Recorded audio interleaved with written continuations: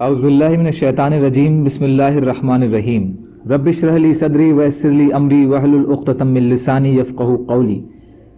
ریاض الصالحین دوسرا حصہ، احادیث نبوی صلی اللہ علیہ وسلم۔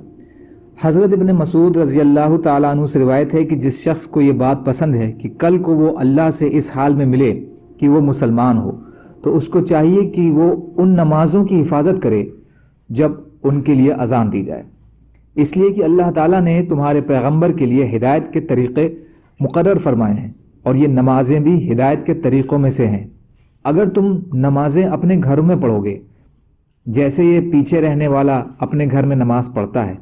تو اپنے پیغمبر کی سنت چھوڑ دو گے، اور اگر تم نے اپنے پیغمبر کی سنت چھوڑ دی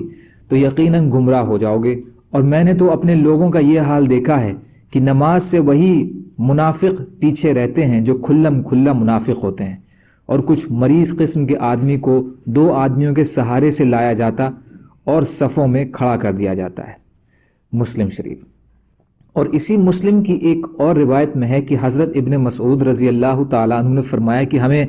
رسول اللہ صلی اللہ علیہ وسلم نے ہدایت کے طریقے سکھلائے، اور ہدایت کے طریقوں میں سے اس مسجد میں نماز پڑھنا بھی ہے جس میں اذان دی جاتی ہے۔ فائدہ اس میں ایک تو نماز جماعت سے پڑھنے کی تاکید ہے، دوسرا صحابہ کرام رضی اللہ تعالیٰ عنہ کے نماز کے شوق کا بیان ہے،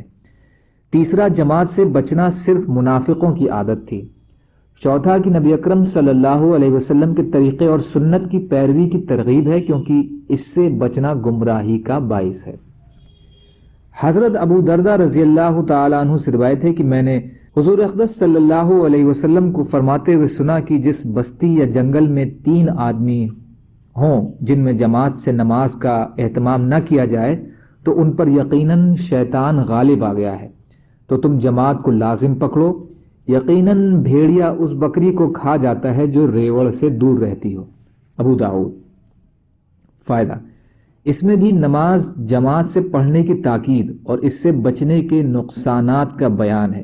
جماعت سے الگ رہنے والا اس بکری کی طرح ہے جو ریوڑ سے الگ رہتی ہے اور بھیڑیے کا شکار ہو جاتی ہے۔